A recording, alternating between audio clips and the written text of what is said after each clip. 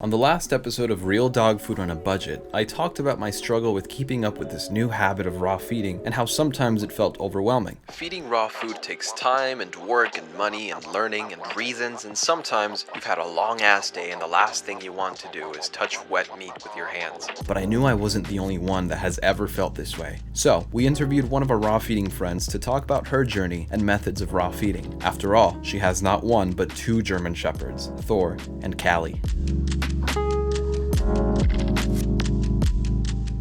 We wanted to understand Britt's raw feeding journey, so Ruby, co-owner of Real Dog Box, and Britt sat down for a chat. Tell us about your experience. Tell me about your dogs. My name is Britt, and I have a 2-year-old male German Shepherd named Thor. He has been raw fed since 4 months old, and now I just adopted my second, Callie, which she's about 3 months old, and she's been full raw fed as well. How old was Thor when you got him?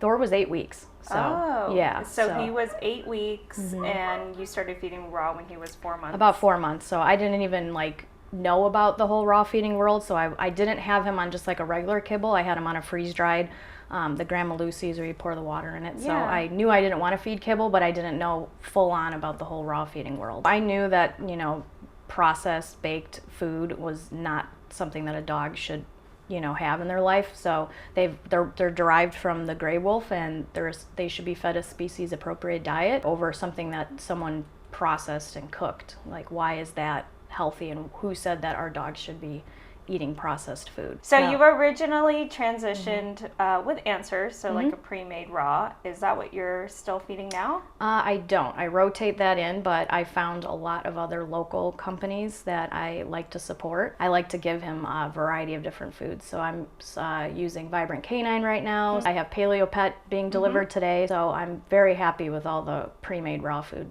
companies that I've used. Did you ever DIY or attempt to do that?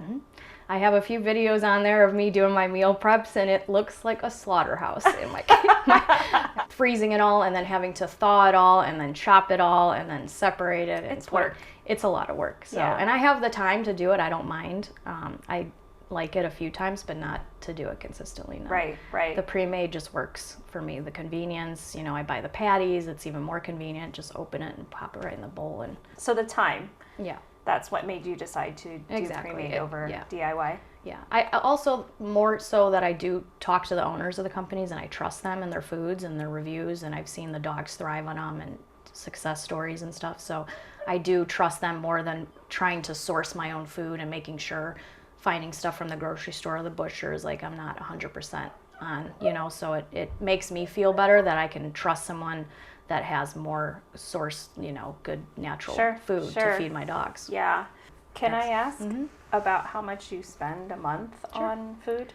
So right now with a pre-made, getting delivered, so taxes, delivery fee on top of the price per pound, I buy in bulk, so I save a little bit more money, but I also buy the patties, which can be like 25 cents more, but it's easier for me. So I spend roughly about $4.75 to $5 a pound. So about they each eat 2 pounds a day. So 4 pounds a day for 1 month. So I'm spending about $300 per dog. So about $600. Okay. With pre-made. So if I did it myself, I'd probably spend half of that. Right. Yeah. But more time. Yeah. I know Thor has some protein allergies. Tell me how you found out about those. So when he was on Answers, I was doing the chicken because that was the least expensive one. And he was eating chicken for a good few months. And it was about December. We went to Arizona, and he was just itching very, very bad. So I thought maybe it was the environmental change because we were there for 2 weeks for the holidays. But we came back in another month, and he's just itching really bad. So I finally did the Glacier Peak allergy stressor test. And the only protein on there that he was allergic or stressed to was chicken. Oh. So immediately stopped feeding that, and I spent more for the beef and the turkey and the pork. And then that's when I started switching companies as well, too, just to get different variety in there. And he was fine ever since. So I stopped the treats, everything. After our talk, we wanted to see her raw feeding process in action. So we asked Britt if she could show us her mealtime routine for Callie. That's how they look like. Nice fish, patties, thawing process, from freezer to fridge, How much did the freezer cost? Mine cost only $130 for a 5 cubic foot. This has been thawing. So this is 1 pound Vibrant Canine patties of beef. So since she eats 3 times a day, she just gets the half of this because then she'll get the rest of it. She got a whole one in the morning, so then she'll get half right now for lunch and then the rest of it for dinner.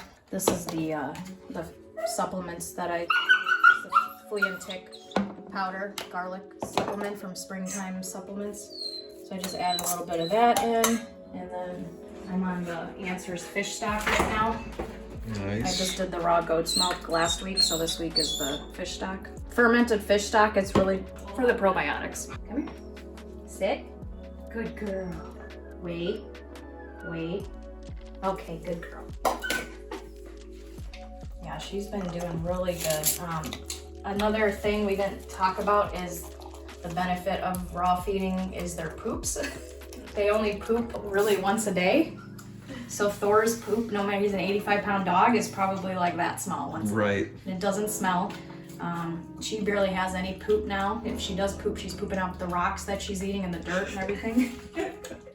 Ultimately, what I ended up learning is that different people have different methods of raw feeding that depend on their lifestyle, their breed of dog, and their challenges. But if you keep at it, you will find solutions to your own particular challenges. Britt found that it was the most viable for her to spend the extra money for pre-made grinds and get herself a freezer in order to save time and effort. So whether you buy individual ingredients or pre-made grinds, you have to ask yourself, what's my budget? What can I afford? For some, value comes in saving time, for others, in saving money, but ultimately, the real value is in feeding biologically appropriate food in order to save our dogs.